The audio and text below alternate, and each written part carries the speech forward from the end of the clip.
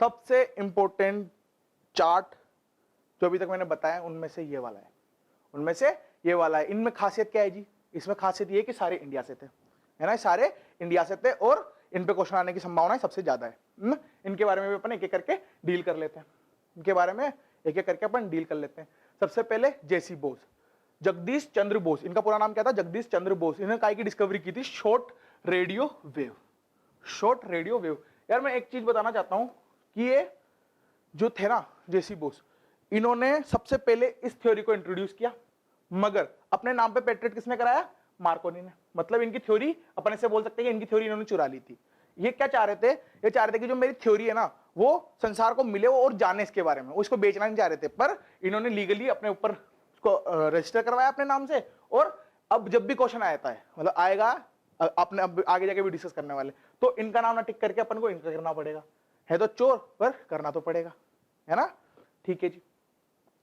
अब इन्होंने क्या करा था? वायरलेस कम्युनिकेशन इंट्रोड्यूस किया था, वायरलेस कम्युनिकेशन, रेडियो वगैरह, इन्होंने उसका सिस्टम, उसकी थ्योरी इन्होंने लाके दी थी हमको। ठीक है ना जी। और ये फिजिसिस्ट नहीं थे, इन्होंने बायो में भी बड़े बड़े झंडे गाड़े हुए हैं। मतलब कि इन्होंने सबसे पहले अपन को बताया कि जो भाई पेड़ पौधे होते हैं ना उनमें भी जीवन है, वो उनमें भी जीवन है, इन्होंने उसको बताया था, है ना। इनका एक बहुत फेमस सा किस्सा था कि किसी टाइम पे ऐसा था कि इन्होंने एक बोरोन से भरा हुआ टप लिया, उसमें पेड़ डाल दिया, बोरोन जहर होता है, तो वो पेड़ कुछ टाइम बाद मर गया। उन्होंने कहा यार ये तो बढ़िया हुआ, कुछ अलग ही हो गया, है ना। फिर इन्होंने पूरे साइंटिस्ट की टीम बुलाई, बिठाई और बोला कि भाई अगर मैं इसको इंजेक्ट करता हूं इसके अंदर जहर तो ये मर जाएगा, है ना। उन्होंने कहा कि नहीं नहीं ऐसा नहीं होता, तो उन्होंने टीम बिठाई और उनके सामने उसमें इंजेक्ट किया जहर, मगर बाय डिफॉल्ट 4-5 घंटे तक हरा भरा रहा, है ना, उसको कुछ नहीं हुआ। अब इनको अपनी थ्योरी पे इतना कॉन्फिडेंस था, अब तो ऐसा है ना कि कुछ हुआ नहीं तो सारे साइंटिस्ट तू करने लग गए, कह रहे यार क्या है, मतलब टाइम बर्बाद कर दिया, बुला ले यहाँ पे, ऐसा कुछ होने लगा। इन्होंने कहा कि मेरे को मेरी थ्योरी पे पूरा कॉन्फिडेंट है, जिस इंजेक्शन ने इंजेक्ट किया था उसमें कुछ बचा हुआ था, उन्होंने कहा कि ये मैं खुद पे लगाता हूँ, ये जहर काम ही नहीं कर रहा है। वो जैसे खुद पे लगाने वाले थे तो उस भीड़ में से एक बंदा खड़ा होकर बोलता है कि नहीं सर आप ये मत कीजिए, इसमें पानी है, वो मैंने मिलाया था। मतलब गद्दारी कर रहा था, जो भी कर रहा था। बाकी इन्होंने सबसे पहले हमको बताया कि भाई पेड़ पौधों में भी जान है, सही है ना। चलो जी आगे देखते हैं, आगे देखते हैं। आगे क्या है सर? सीवी रमन। यार सबसे पहली बात तो ये कि इन्होंने ना इंडिया में सबसे पहले फिजिक्स के अंदर नोबेल प्राइज जीता था, है ना। सबसे पहले इंडिया के अंदर फिजिक्स के अंदर नोबेल प्राइज किसने जीता था? इन्होंने जीता था जी। कौन थे ये? सीवी रमन जी, है ना। चलो, in elastic scattering of light लेके आए थे ये, इसकी थ्योरी। सर ये इन इलास्टिक क्या होता है? बेटा अपन इलास्टिक इन इलास्टिक पूरे कोलिजन पढ़ने वाले हैं, है ना। सेंटर ऑफ मास में पूरे कोलिजन पढ़ने वाले अपन, फिर भी मैं थोड़ा बहुत तुमको बता देता हूं। देखो इलास्टिक का मतलब क्या होता है? कोई चीज आई, टकराई और जितनी एनर्जी थी उसी एनर्जी से रिबाउंड हुई, उसकी एनर्जी लॉस नहीं हुआ, एनर्जी लॉस नहीं हुआ। इसमें क्या होता है? एनर्जी लॉस होता है ना। इसमें एनर्जी लॉस होता है, इतना समझ लो, बाकी आगे देख लेंगे अपन, है ना।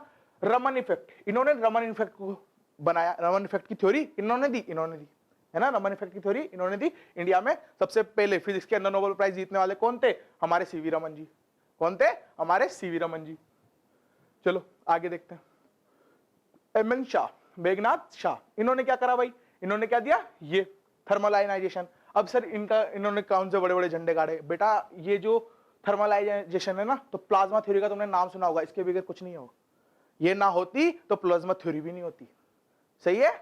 चलो जी, और अभी कोरोना काल में तो बहुत जरूरत पड़ी थी उसकी, है ना।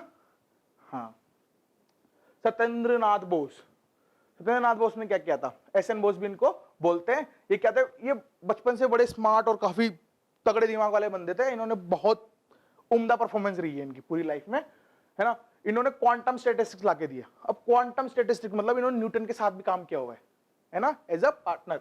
इन्होंने काफी चीजें, और न्यूटन से छोटे थे एज में, न्यूटन से छोटे थे एज में, ठीक है ना। इन्होंने क्या ला के दिया? Quantum statistics. अब हुआ क्या था कि इन्होंने जब पहले क्वांटम स्टैटिस्टिक्स की थ्योरी बनाई ना, तो इन्होंने आसपास वाले साइंटिस्ट को दिखाया, तो उन सबने इनको नकार दिया कि नहीं ऐसा नहीं है, आप गलत बता रहे हो।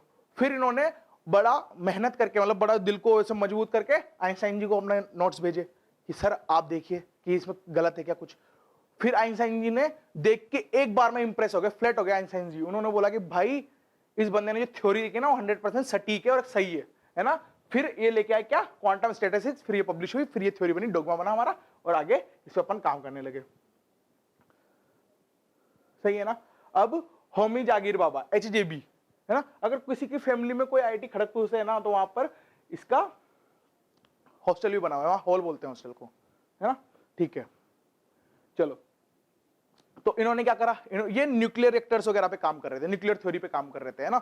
अब ये इनको क्या हुआ था कि इनकी मौत मतलब नेचुरली नहीं हुई थी, इनका प्लेन क्रैश में इनकी मौत हो गई थी। अब बहुत से ये मानते हैं कि यार प्लेन क्रैश में कैसे हो सकती है कि किसी और संस्थानों ने इनकी प्लेन क्रैश में मौत करवा दी गई, मतलब वो अननेचुरल नहीं था, उसको सॉरी नेचुरल नहीं था, अननेचुरली इनको मारा गया था, ये बोला जाता है।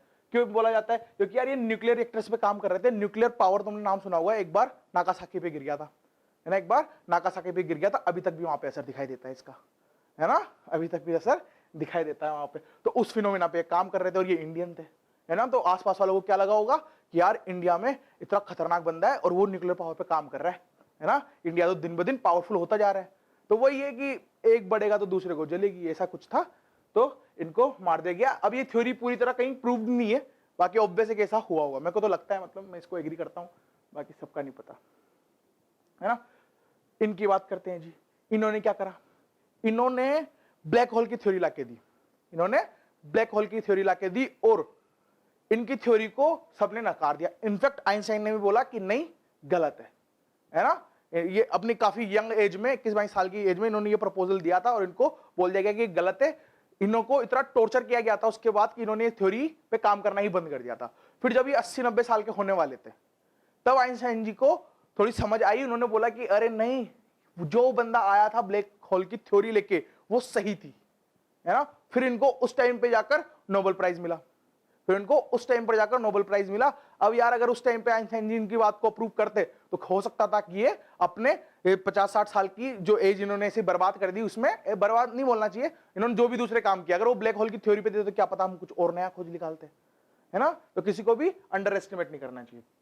मैं एक चीज बताना चाहता हूं, जो हमारे एस.एन. बोस थे, इनका 6 बार नाम नॉमिनेट किया गया था, किसके लिए? नोबेल प्राइज के लिए, है ना। 6 बार इनका नाम नॉमिनेट किया गया था नोबेल प्राइज के लिए, है ना।